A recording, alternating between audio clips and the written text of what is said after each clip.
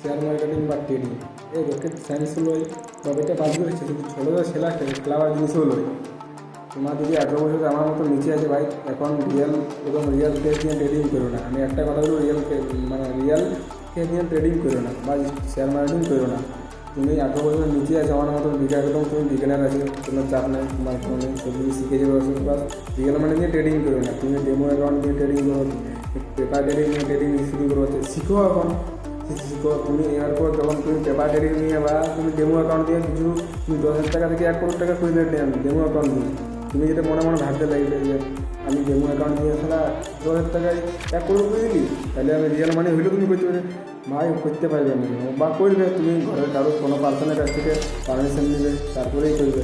নাহলে পুরা রিস্ক আছে ভাই, লসে তুলে গেল পুরো জীবনটা শেষ হয়ে যাবে। এরকম না জেনে বুঝে না শুনে কোনো কিছু করার চেষ্টা করবে না, পারমিশন নেবে ঘরে তারপরে তুমি ট্রেডিং করার চেষ্টা করবে বা শেয়ার মার্কেটিং। সেখানে 2-4 ভিডিও দেখে নেবে, একটা কোর্স কিনে নেবে, সেখান থেকে করতে তুমি ডেমো অ্যাকাউন্ট থেকে তুমি 5,000 টাকা থেকে 1 লাখ বানিয়ে নিবে, 1 কোটি বানিয়ে 10,000 টাকা থেকে ডেমো অ্যাকাউন্ট দেবে, সেখানে তুমি ডেমো অ্যাকাউন্টে দেখবে করবে 1 লাখ 1 কোটি বানাবে, তারপর তুমি ভাববে যে রিয়েল মানি হলে টাকা ইনকাম করা যেত, তোমার বাইরে কোনো হবে না।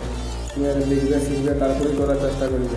আর তুমি যদি এরকম ট্রেডিং সম্পর্কে যদি আরও কিছু ভিডিও চাও তাহলে পেজটিকে ফলো করে রাখো, যেন আরও কিছু আমি যদি ভিডিও আপলোড করি এই পেজের মধ্যে, তাহলে যেমন তুমি সবার থেকে আগে পাও।